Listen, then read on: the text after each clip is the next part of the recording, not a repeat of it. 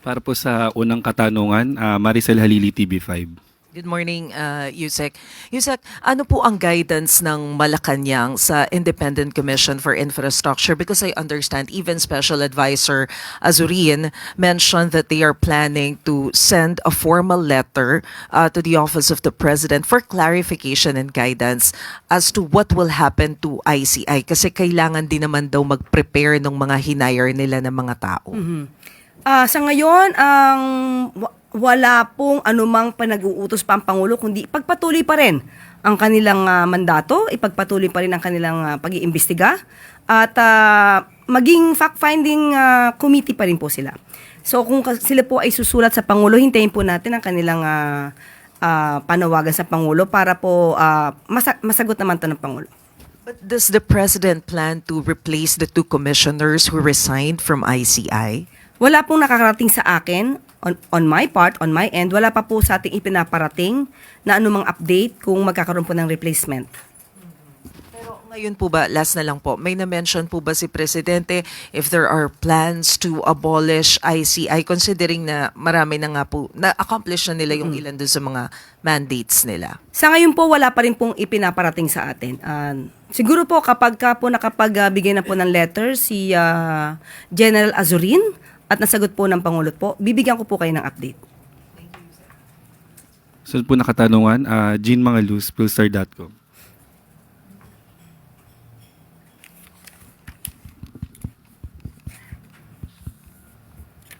Good morning po, Yusek.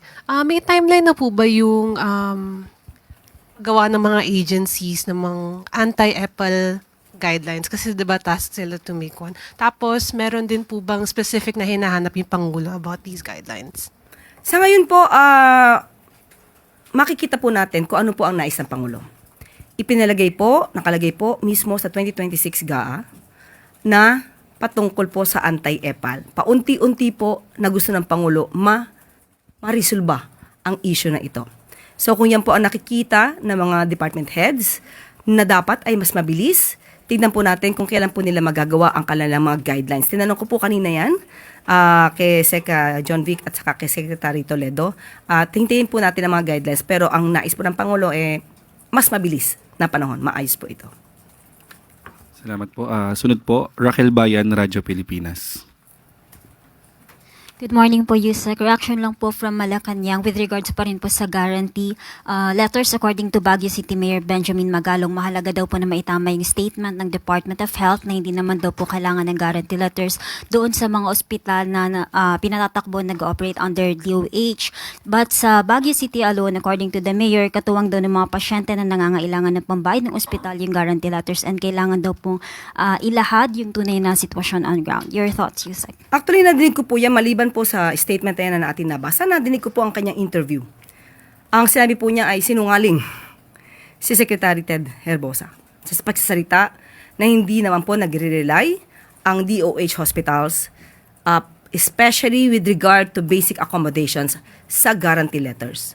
So bago po siguro magsalita ang isang tao na sinungaling, kailangan muna nilang humarap sa salamin at tanungin nila sa sarili nila, sino ba talaga ang sinungaling?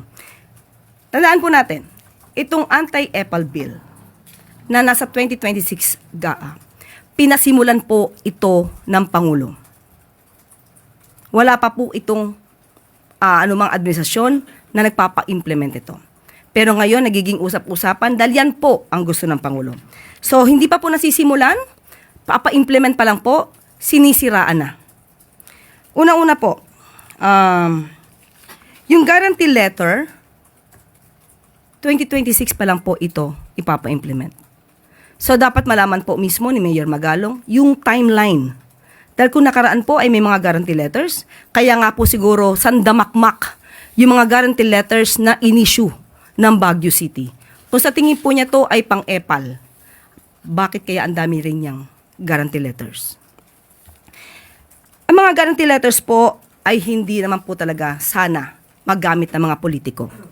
Inamin ni Mayor Magalong na ang guarantee letters ay ini-issue ng Baguio City, pero ang pondo ay galing sa mga senador.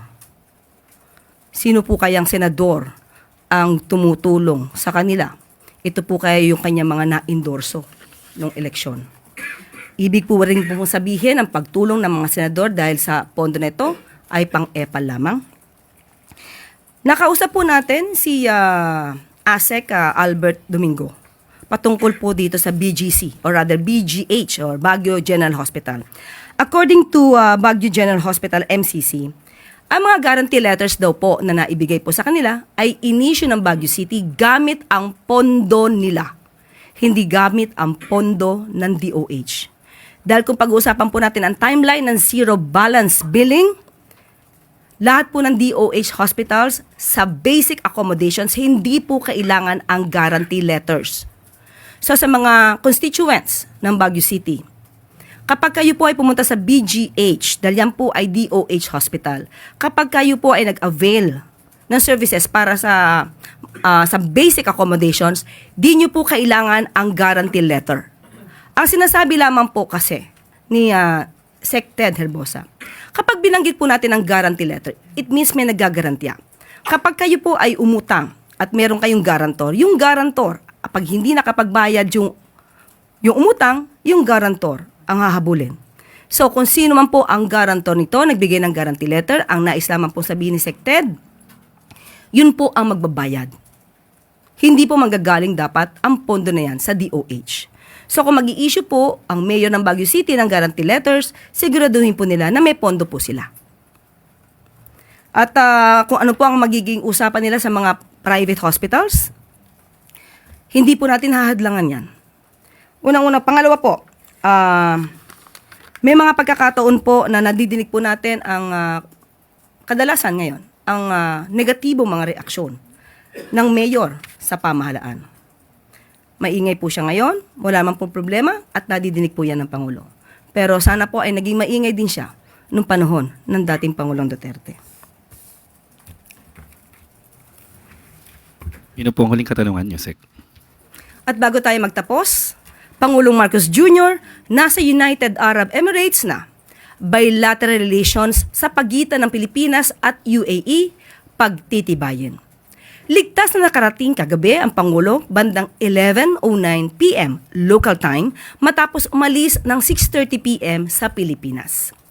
Ang pagbisita ng Pangulo sa Abu Dhabi ay buhat ng paanyayahan ni UAE President Sheikh Mohammed bin Zayed Al Nahyan upang talakayin ang mga issue ng trade, defense at sustainable development.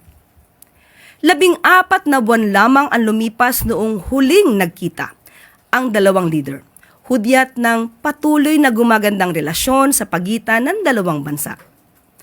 Ayon pa kay Philippine Ambassador to the UAE, Alfonso Ver, malaking hakbang sa pag-unsad or rather pag-usad ng ugnayan ng Pilipinas ang mga bansa at ng mga bansa sa gitnang silangan ang muling pag-imbita ng presidente ng UAE kay Pangulong Marcos Jr. Ang mga pangunahing layunin ng Pangulo sa kanyang working visit ay ang paglahok sa Abu Dhabi Sustainability Week, pagdalo sa paglagda ng Comprehensive Economic Partnership Agreement at ng Memorandum of Understanding on Defense Cooperation. Punong-puno ang schedule ng Pangulo sa pagbisita nito sa Abu Dhabi. Kaninang umaga ay sinimula ni Pangulong Marcos Jr. ang kanyang araw at pinulong ang kanyang gabinete sa isang working breakfast. Matapos nito ay nakatakdang makipagkitang muli ang Pangulo kay UAE President Sheikh Mohammed bin Zayed Al Nahyan sa Abu Dhabi National Exhibition Center. Ngayong araw din ay dadalo si Pangulong Marcos Jr. sa opening ceremony ng Abu Dhabi Sustainability Week kung saan siya magbibigay ng keynote speech at sa Zayed Sustainability Prize Awards na gaganapin sa ICC Hall.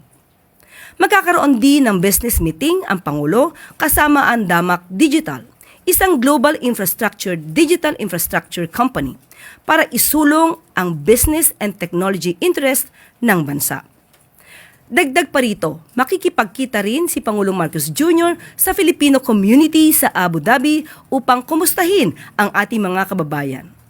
Puno man ang schedule ng Pangulo, hindi ito magiging hadlang sa kanyang pagbisita sa mga kapwa nating Pilipino.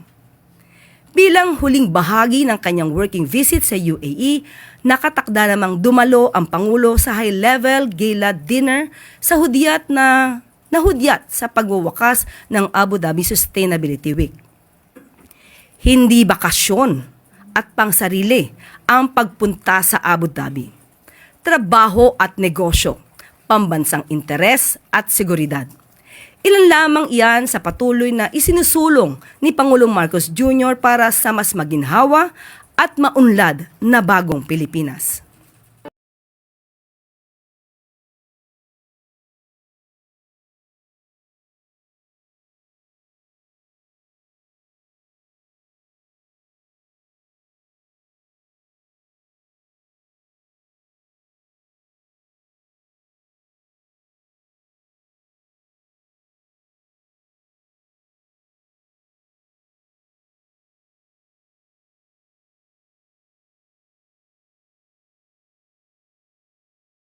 Kaya ipaglaban natin ang katotohanan, iwasan ang fake news.